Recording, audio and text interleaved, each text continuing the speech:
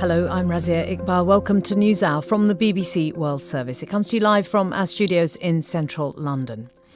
Coming up in today's programme, Brazil's far-right president Jair Bolsonaro is sworn in. Among those who are not celebrating, indigenous groups who are concerned he'll put business interests ahead of their rights. Violence will only increase. We indigenous are treated like we aren't human, accused of dragging down the economy, of squatting on people's land. We have our own culture, our own way of living, our own language. Our rights need to be respected. Do stay with us for that report. Lots more coming up this hour. We begin, though, with North Korea. In his New Year address, Kim Jong-un has said he is ready to sit down with Donald Trump again at any time. He renewed his commitment to denuclearization. But there was a warning to the US that if Washington maintained its sanctions and pressure, Pyongyang would have no option but to seek a new path. Many have interpreted this as the North threatening to return to testing missiles if the US does not make some concessions. Mr. Kim's speech is mostly aimed at a domestic audience and focused heavily on improving the North's economy. But there was definitely a lot for Seoul and Washington to consider. Our correspondent Laura Bicker reports now from South Korea's Sunrise Festival in Gangneung.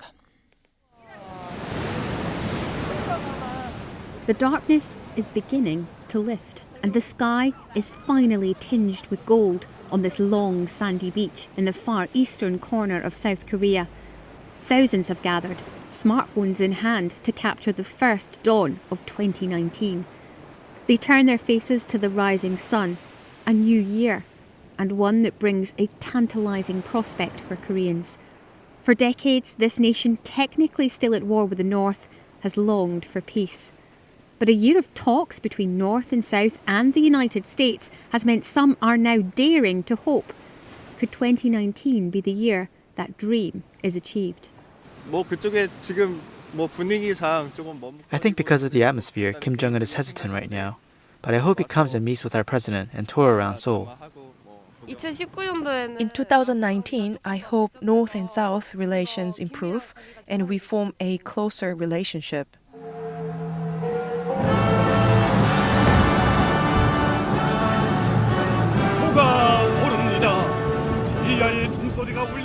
Just a few miles away, Pyongyang celebrated the New Year with more than its usual flair.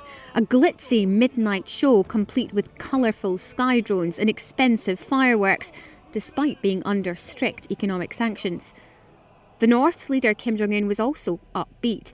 For those watching from Washington and Seoul, Mr. Kim renewed his pledge to work on giving up those weapons under the right conditions. Our parties, our governments, and my resolve for complete denuclearization remain unchanged. We have proclaimed that we will no longer make nuclear weapons, we will not use them or spread them. We have also taken various practical measures already. But then came the warning. I am always ready to sit down again with the US president at any time and will make efforts to produce an outcome that the international community would welcome. However, if the US miscalculates our people's patience, forces something upon us, and pursues sanctions and pressure without keeping a promise made in front of the world, we have no option but to explore a new path in order to protect our sovereignty and achieve peace in the Korean Peninsula.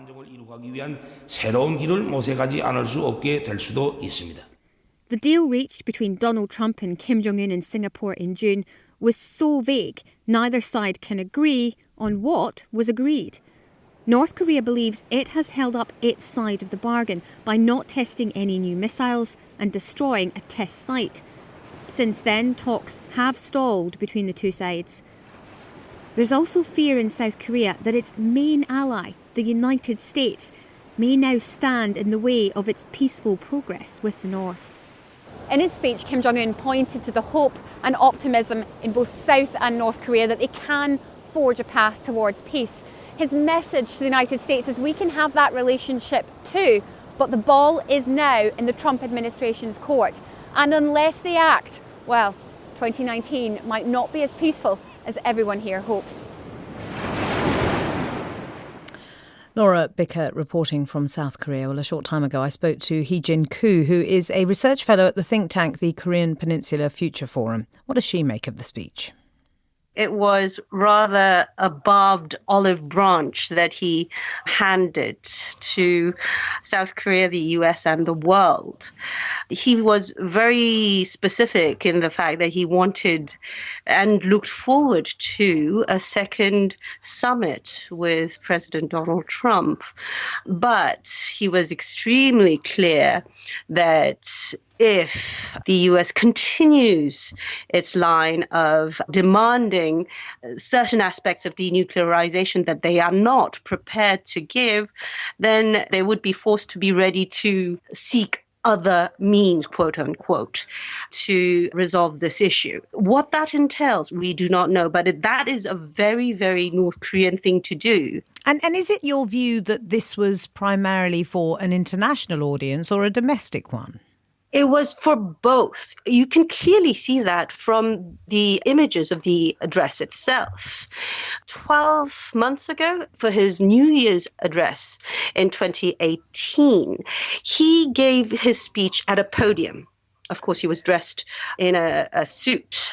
That was a surprise. But this time, he was seated in what we can construe as a library, what looked like a library, with gigantic portraits of his father and grandfather over his shoulders.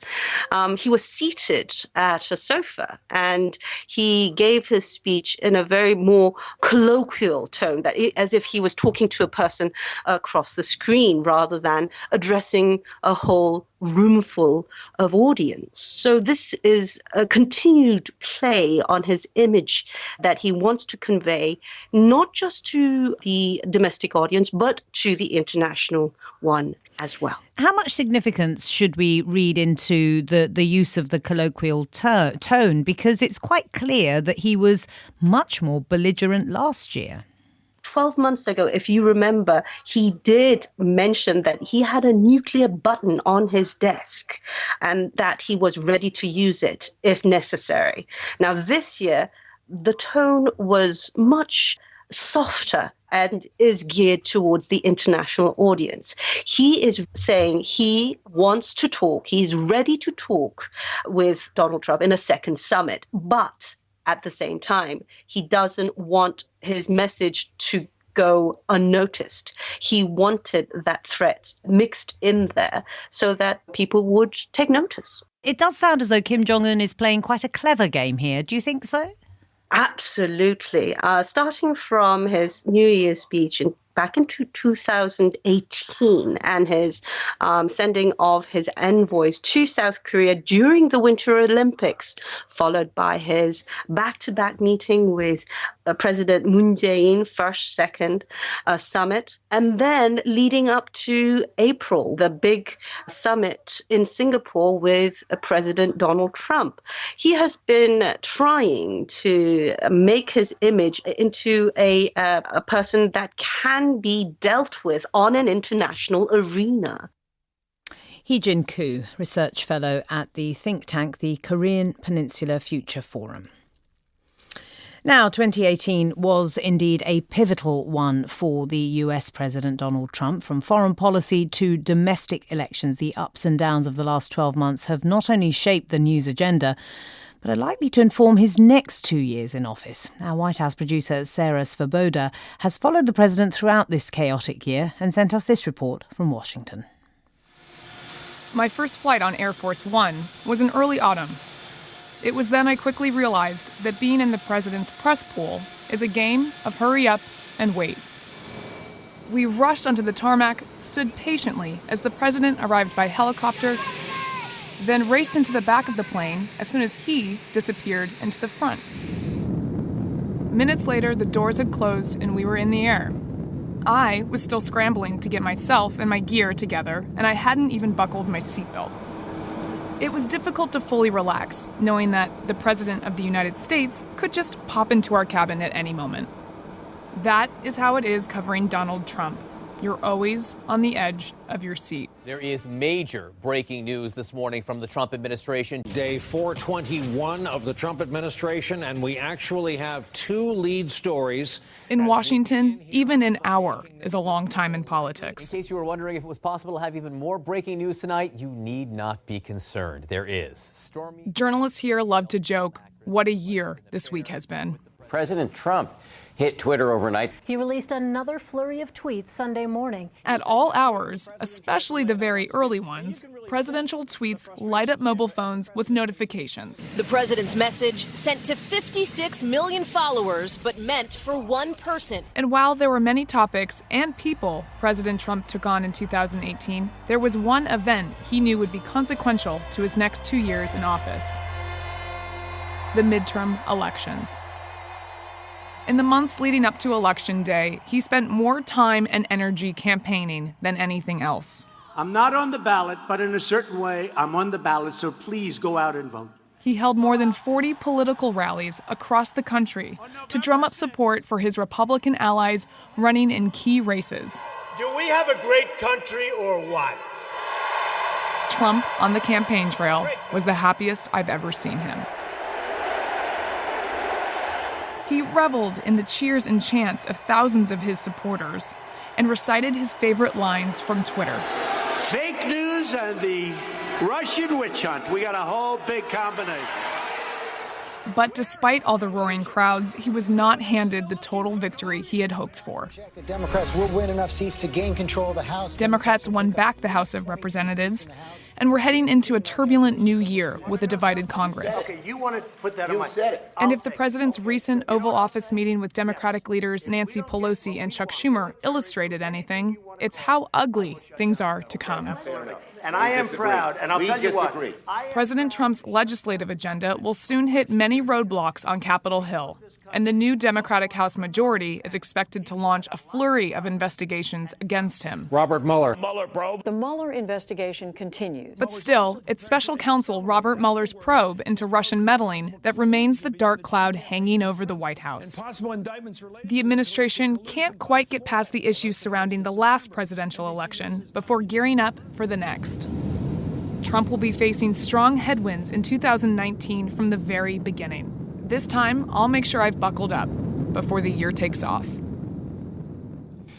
That was the BBC's Sarah Svoboda on her year with President Trump, no doubt 2019. She will also be sitting on the edge of her seat, buckled up or not. Don't forget, you can tell us what you think of what you hear on our programme. At BBC NewsHour is the programme's Twitter handle. At Razia Iqbal is mine if you want to speak to me directly. Don't go away, though. You're listening to the BBC World Service. This is NewsHour.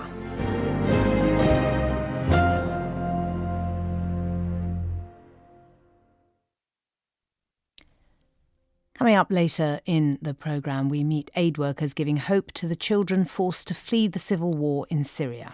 Ever since she was little, she was hoping to become a housewife and stay at home and have people take care of her. Now she wants to become a lawyer.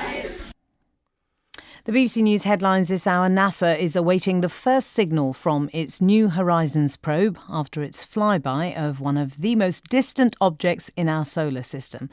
More on that story later in our programme. The North Korean leader has said the country's relations with the United States are threatened by Washington's insistence on maintaining sanctions.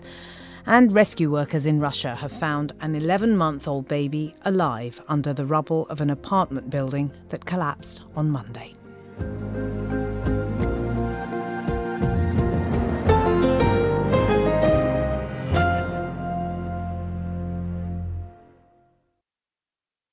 This is Razia Iqbal with NewsHour. To Afghanistan now, where officials in the north of the country say at least 20 security personnel have been killed in a coordinated attack by the Taliban. The assault in Saripul province started on Monday and lasted several hours. I've been speaking to the journalist Bilal Sarwari in Kabul.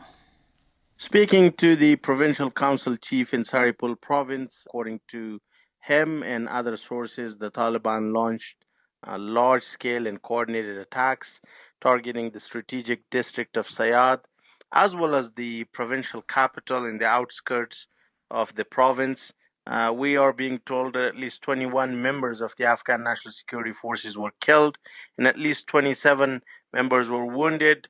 We understand that several homes were hit heavy weapons and shelling. So there are also civilian casualties and fatalities.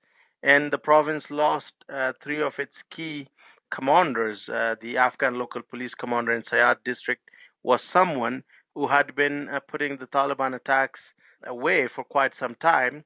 The province of Saripul in northern Afghanistan has become a hub for Taliban and other foreign militant groups, and there are complaints that the province needs more support. So alongside the relentlessness of these attacks in which civilians often get caught up in, there is this significant development in terms of talks between Iran and the Taliban. Iran confirmed that Taliban had visited Tehran for a second round of talks. Outline for us the significance of all of this. I think there are a couple of things. Number one, the Taliban language in their actions is one of takeover. It's one of defiance. They've always said that they will talk to the international forces, mainly to the Americans. They have been talking to Iran as well as Russia. And they've said once they have done that, then they will solve the Afghan issue. So they definitely are refusing to talk to the Afghan government. I think it is significant that the attack in Saripul province indicates that the Taliban are very much for the military option as well as for the talks for the time being. And President Ashraf Ghani also appointed two former heads of intelligence, Asadullah Khalid as the Minister of Defense, Amrullah Saleh as the Minister of Interior. Both are anti-Taliban, anti-Pakistani critics. And I think both of those ministers also reset the tone. We saw a very aggressive tone of war fighting. So I think both sides are talking as well as fighting. And amidst everything that you're saying, there is the lack of clarity on the reports about the US plans to withdraw thousands of troops. There are also anxieties that if and when that happens, the pullout could provoke hundreds of thousands of refugees fleeing across the borders. People in this part of the world have now got used to President Trump's behavior, especially his tweets and how unreliable he could be. But if you put all of that into context, I mean, this is a country where Afghans often speak to the Americans from a very painful past when they abandoned this country in the 80s, when the Russians were defeated.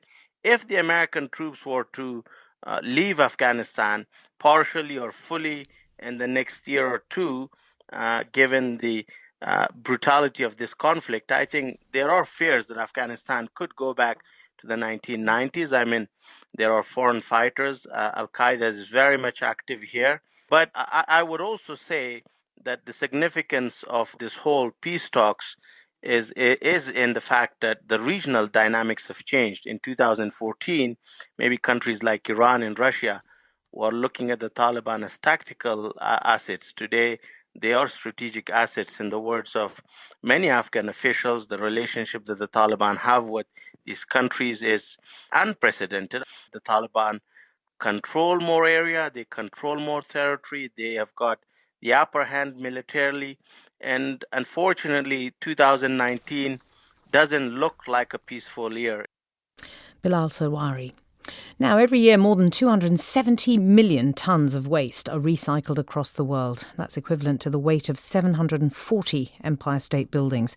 You may recall that on this day last year, China imposed a policy that abruptly shut its doors to imports of almost all recycled material, saying that large amounts of the waste were a threat to the environment.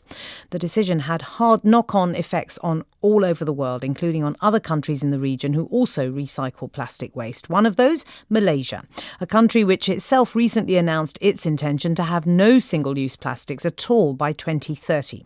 I've been speaking to Malaysia's Minister of Environment, Yeo Bee In.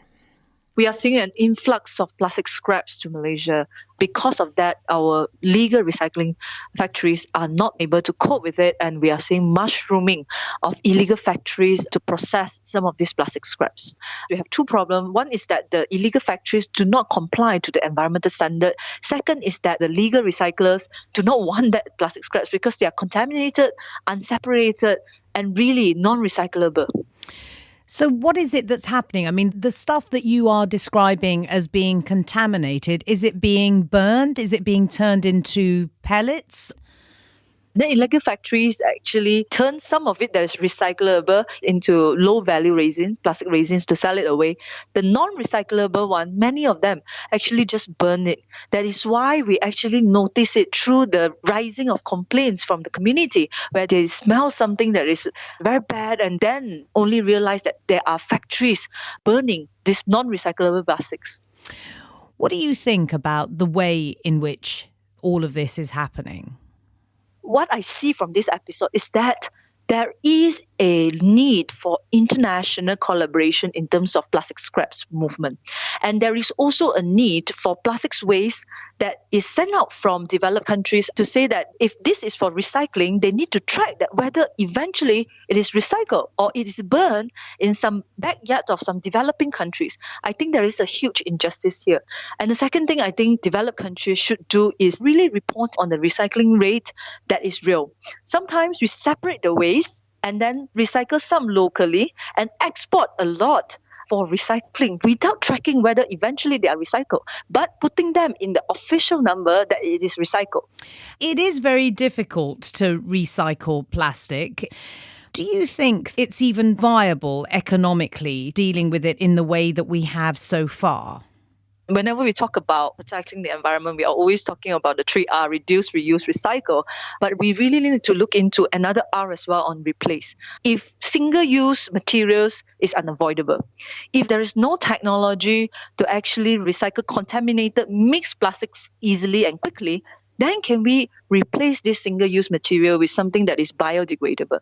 Because the main concern is that eventually they end up in ocean. Let's talk a little more about the oceans. President Trump recently signed legislation renewing the federal marine debris program. He blamed Asia for fouling the world's oceans. What's your reaction to that? Come on, it is the plastic scrap that is imported from developed countries coming into our country, even illegally coming in, and that we do not have the capacity, and now you are blaming us.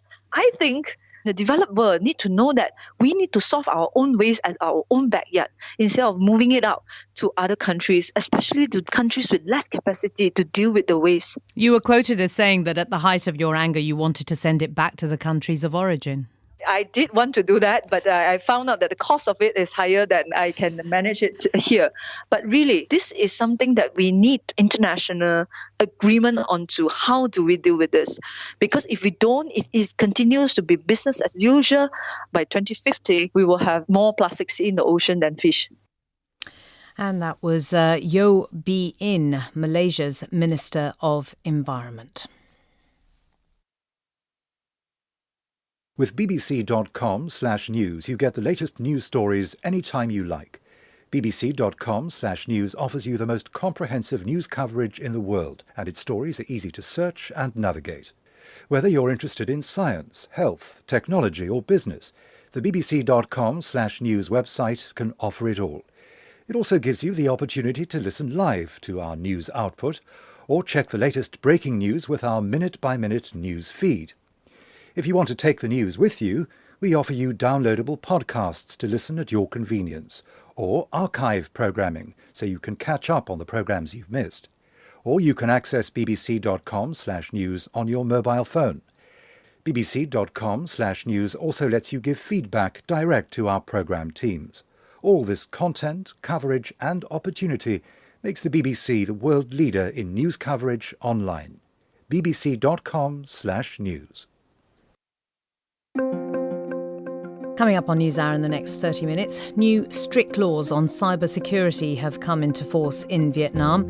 And in a few hours' time, the new Brazilian president, Jair Bolsonaro, will be sworn in. We'll talk to our correspondent about the challenges he'll face once he's in office. All coming up after a summary of the latest world news.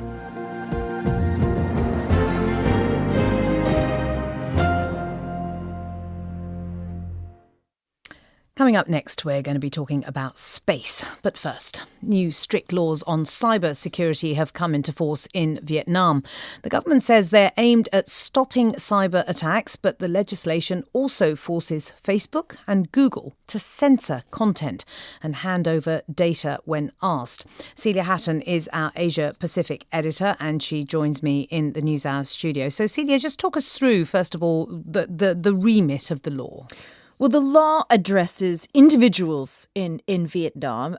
They can be prosecuted for sharing information online, any information that the state deems to be objectionable. Very vague law there. But the law also, as you said, addresses those big foreign internet companies like Facebook and Google, and basically requires them to put servers inside Vietnam. They have to store user data inside Vietnam, data on all sorts of things, and they're required to keep it for up to 3 years and hand it over when asked.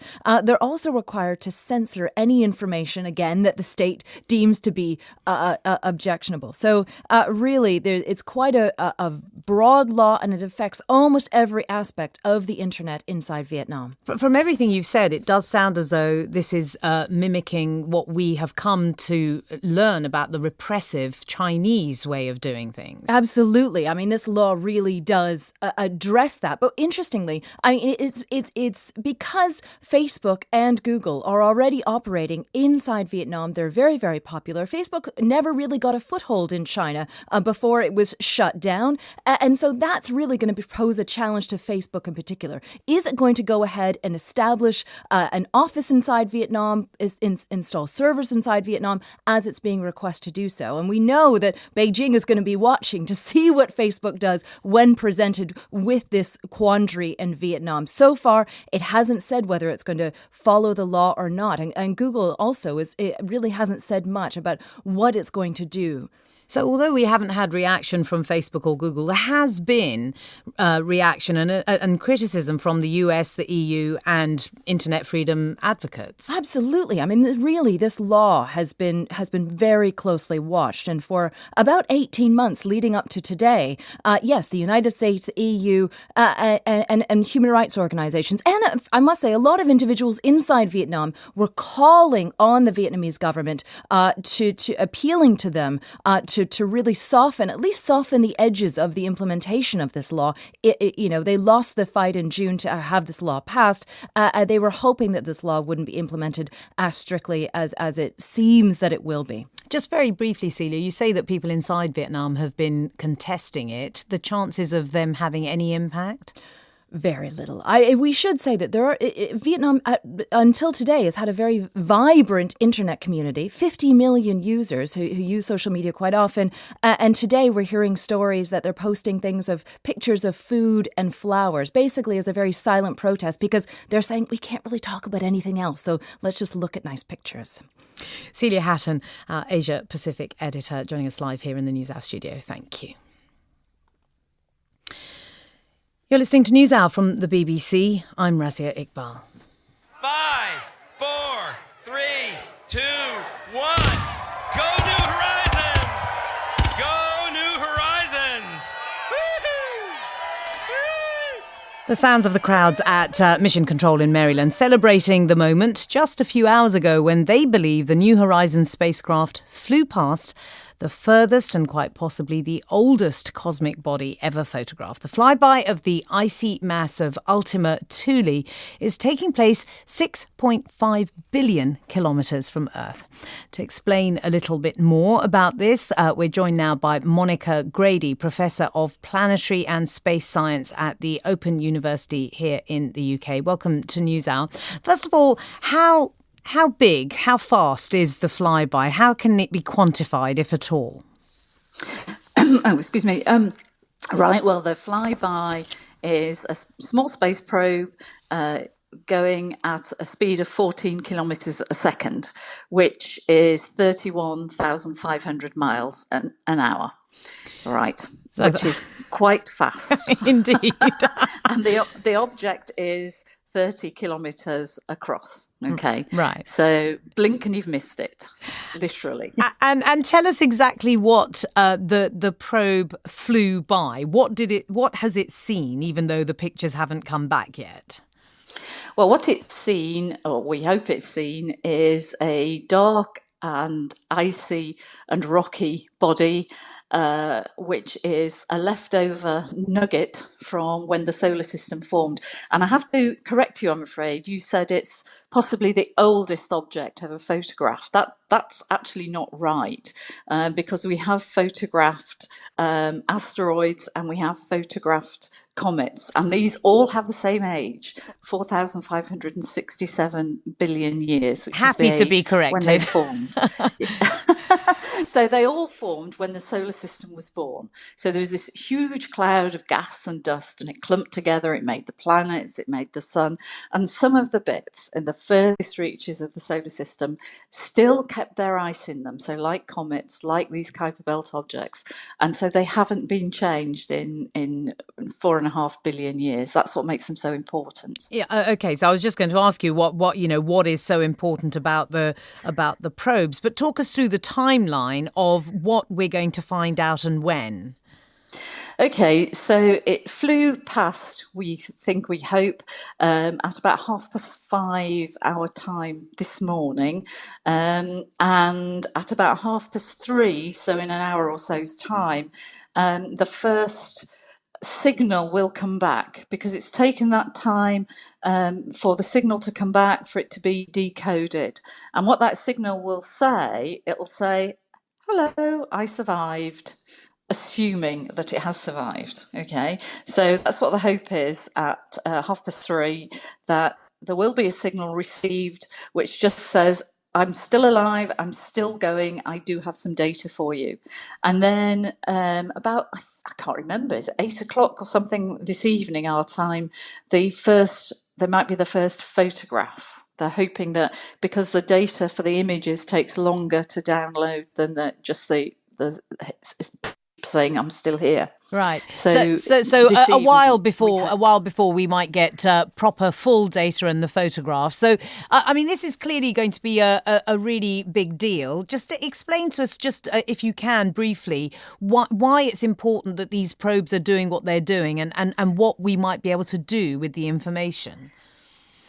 Well, what this probe is doing is looking at one of the most primitive objects in the solar system, something that has not been changed since the solar system formed. So it's made of the building blocks of our planets.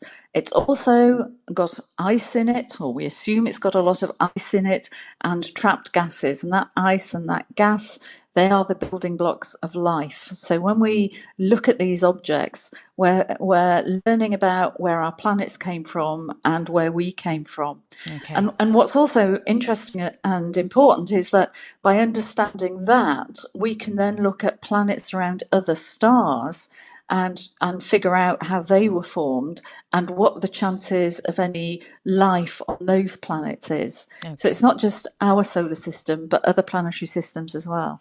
Fascinating stuff. Monica Grady, Professor of Planetary and Space Science at the Open University. Thank you for joining us.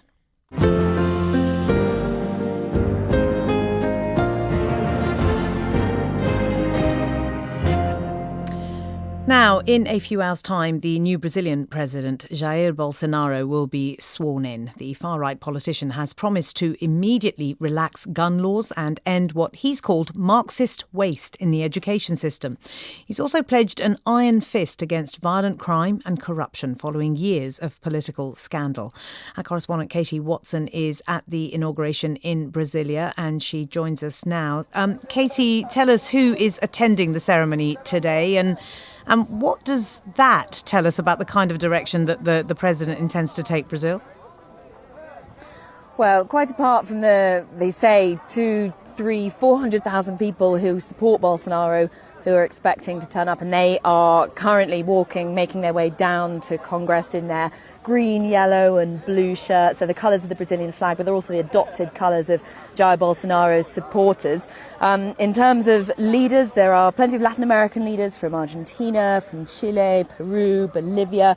But he has uninvited the leftist president, Nicolás Maduro from Venezuela, and the same goes for Cuba, because this is a far-right president who doesn't believe there's a place for leftist politics, not here, not anywhere. So that's what his policy has been made pretty clear here. And in addition to that, there is Netanyahu from Israel, because Bolsonaro has said that he wants to move the Brazilian embassy to Jerusalem. So there's a lot of support there. And Mike Pompeo, the US Secretary of State, because Bolsonaro has openly admired Donald Trump and his politics. Interesting that he doesn't countenance anyone from the left. Clearly a manifestation of how deeply divisive his campaign was for the country. How is the inauguration being received and covered inside the country? Absolutely. I mean, Bolsonaro won this vote predominantly because of the hatred towards the left and Lula and the Workers' Party. The campaign rhetoric was fiery. It at times was racist, homophobic, sexist. There was a lot of concern about, his attitude towards minority groups, also environmental concerns with the Amazon, what he might do there.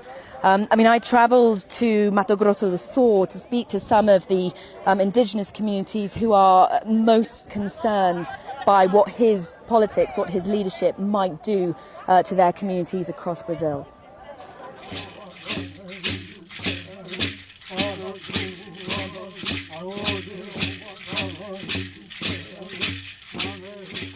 All visitors to the Guapoi Amambai reservation are welcomed with a prayer.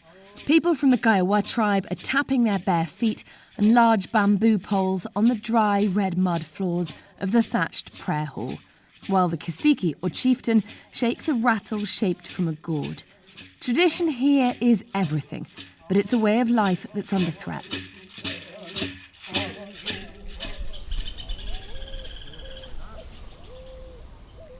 In Mato Grosso do Sul, much of the land has been taken over by farmers' crops. But as well as being Brazil's breadbasket, the state is home to the second largest indigenous population after the Amazon. It's here where indigenous communities wanting their ancestral lands back are pitted against powerful farming interests wanting a profit, often ending in violent conflict. On the side of the indigenous reserve, there's much more variation in vegetation. So there are some small trees, bushes, and small little fields where people are growing crops for their own consumption. But on the side that's farmland, you can just see for miles and miles it's totally flat and pretty much just growing soya crops. Bolsonaro has said he won't give a centimetre more land to indigenous communities once he's president. For indigenous leaders like Eliseo Lopes, Bolsonaro represents a huge threat. Violence will only increase. We indigenous are treated like we aren't human, accused of dragging down the economy, of squatting on people's land. We are treated worse than animals. We have our own culture, our own way of living, our own language. Our rights need to be respected. Estamos vizinhos da aldeia, eu tenho há 35 anos aqui. I meet farmer Nivaldo Kruger, who's spraying pesticides on his soya crops as the sun sets, trying to avoid the intense heat of these summer months. He tells me his rights count too. He points out the fields his family has worked for more than 30 years. In one corner, indigenous communities have tried to take back land. He's fed up fighting and thinks Bolsonaro will be on his side. There are big expectations. I think we are going to turn a page. The new government believes in the importance of agriculture industry for Brazil. These indigenous people need to be involved in society and live like any other citizen. They don't need more land because they aren't producing. The fear is, though, that with Bolsonaro in power, farmers will feel emboldened and the rights of the indigenous will fall by the wayside. Jair Bolsonaro's bid for presidency showed a very negative, racist side of Brazil, says State Prosecutor Marco Antonio Delfino. You are worried about the hate speech, for sure. It's a kind of trigger from violence, and that people use hate speech that was like kind of common in the campaign. It's a David and Goliath struggle for land rights. Indigenous women's leader Jacqueline Gonçalves Porto is worried that Bolsonaro's promises to loosen gun laws will only serve to strengthen the landowners. Guns kill, and they are a tool the farmers have that we don't. Carrying weapons will make the conflict far more intense.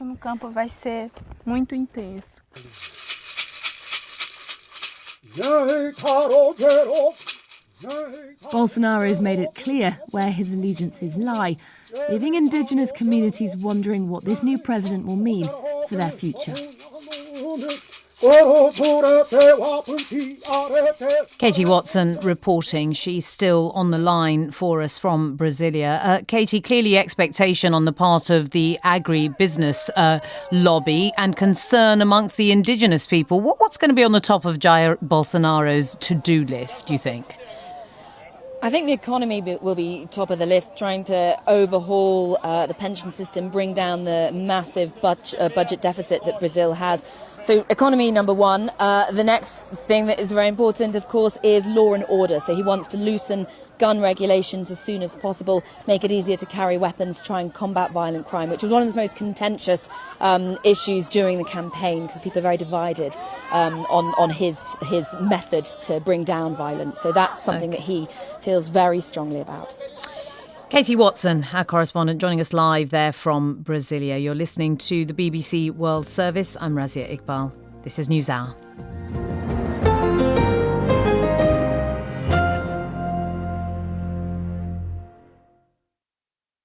This is the BBC World Service. And now... If you're calling yourself a Jedi, you are an ambassador for peace, and you need to be leaving things and people better than you found them. At the last official count, 170,000 people in the UK said their faith was Jedi. People like me. We aren't laser sword wielding space wizards at the end of the day. I'm Will Bond, and I'll be revealing why people across the world choose to follow the ideas and beliefs of the sci-fi philosophy. Find To Be a Jedi at bbcworldservice.com. And in 10 minutes, it's BBC World Hacks. We're catching up on stories we covered over the past year. So, QR codes for homeless people, Thailand's disease detectives, and the plan to clean up junk from space. We're putting them all back under the spotlight. That's followed by World Business Report. Now it's back to NewsHour. And a reminder of our top story this hour. The North Korean leader Kim Jong-un delivers a New Year's message. It's a change of tone compared to last year. Hee-jin Koo is a North Korea expert. 12 months ago, he did mention that he had a nuclear button on his desk and that he was ready to use it if necessary. Now, this year, the tone was much softer. BBC News headlines this hour. NASA is awaiting the first signal from its New Horizons probe after its flyby of one of the most distant objects in our solar system. And rescue workers in Russia have found an 11-month-old baby alive under the rubble of an apartment building that collapsed on Monday.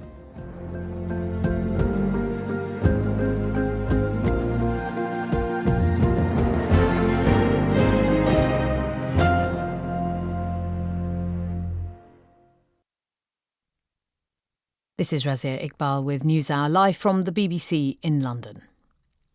As the conflict in Syria approaches the beginning of another year, its 9th, a conflict which has not only left hundreds of thousands of people dead, but millions displaced, we thought we would reflect on the idea of home and what that means to two Syrian artists now living in Germany.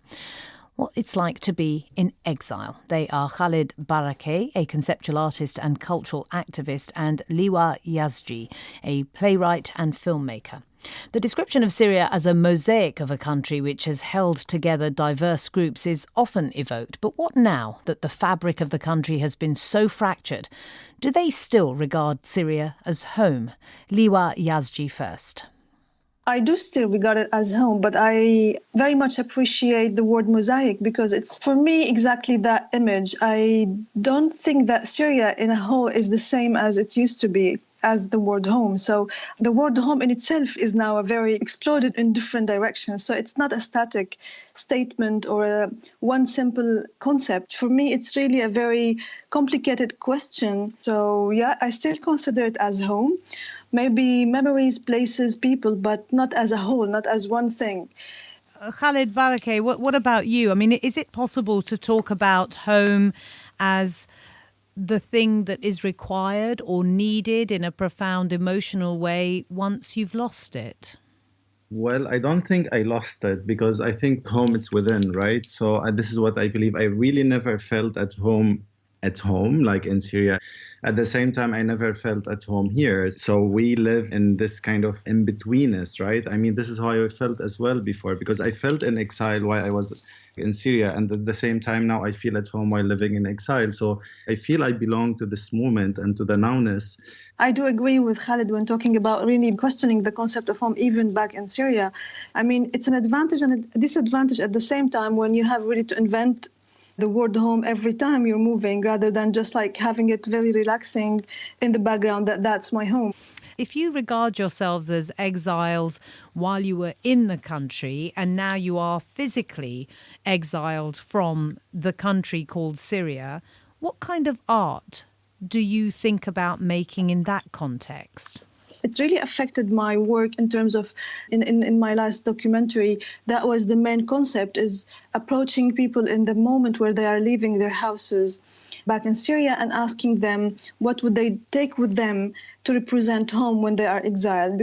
So for me, it started to manifest as a question that I'm really looking for answers in terms of how to redefine home, not only in terms of Syria, but in an international level, I do believe. So it's not only a Syrian problem. So it affected greatly my work in formulating questions about language, about who is my audience and to whom I'm doing art. And Khalid, what about you? When you think about the fighting coming to an end and there being some semblance of calm in Syria, do you think that everything that has happened, I mean, I'm presuming the answer is yes, because it's an obvious question, but I'd like you to reflect on it more than just an affirmative, that the way in which artists reimagine their place in the world as Syrian artists will be utterly different to how it was before 2011? Yeah, I mean, as you said, for sure, the answer is yes. I don't think, first of all, the war it ends, or actually the revolution it ends. I think it's a continuous act that we carry within. I don't see a moment of calmness yet. So this is the first thing. The second thing, of course, like before 2011, like nothing as before and after, because even the word Syrian, right? Or the moment you ask someone or someone asks me where you're from and I say I'm from Syria, they expect I'm a refugee, right? But they forget that there's 18 million people who still in Syria, they live in Syria and they have one of the oldest capitals in the world. You both supported the revolution, the uprising back in 2011. It does look as though President Assad is going to prevail come the political settlement. Do you think you will ever be able to? Do you want to return to Syria?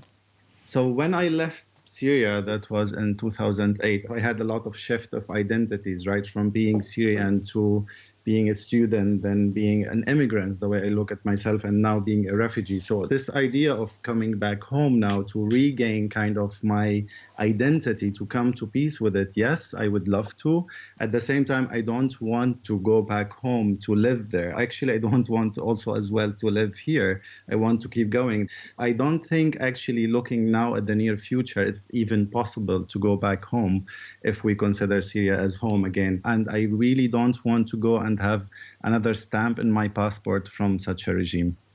Liwa, what about you? Do you think you would consider returning to Syria? I do believe that I have the right to do that. So, I mean, starting from that point, it's really very tricky because now the whole concept of the country is upside down. So it's disowned from the people in a way. So, yes, I feel that I have the right. And in a way, sometimes I feel that I have the responsibility to do that, but not to act in acceptance of what's going on. There is an argument that says, well, actually you make art about many different things. It doesn't have to engage with the political, and both of you have nodded to that. Why is it important that you try and reflect on these issues? Khalid, let's go with you first. For me, living or choosing art, to practicing art, it was a choice to live my freedom. I can't make a gap between what's happening in Syria and what followed after and what's happening to me now. And if I want to be very sincere and honest to all of this, I will definitely reflect, because this is kind of what created me. And also, this is something I think very, very important I learned here. One of the most brutal things the regime did toward art and culture is emptying it from its connection to any social, political issues. So it was a pure aesthetic. This is how they transformed art and culture, even in the mind of people. And then when I came here and I felt the necessity and the responsibility even to use my established career to help others as well, which is people who just arrived or Syrians who just arrived. Liwa, apart from the need to express yourself and the need to engage and so on, I wonder to what extent the pursuit of art is a personal consolation, given everything that you have seen happening to Syria. It really preoccupies me, and this is the question that I wake up and sleep with. It's more about digging deeper and looking for questions rather than just finding answers. I just want to say that I think for me, practicing art is anyway, it's an exiled action, even if you live in your home and wherever you live, because you have to allow yourself to go out of yourself and your community and think in abstract way. So even like being an artist and practicing art is a continuous exiled action. The Syrian artist Khalid Barakeh and Liwa Yazji speaking to me about their different concepts of home and living in exile from Syria. That's it for this edition of NewsHour. Thanks very much for your company this past hour here on New Year's Day. I will be back again tomorrow. I hope you'll join me then. Bye-bye. NewsHour has been a download from the BBC. To discover more and our terms of use, visit bbc.com/podcasts.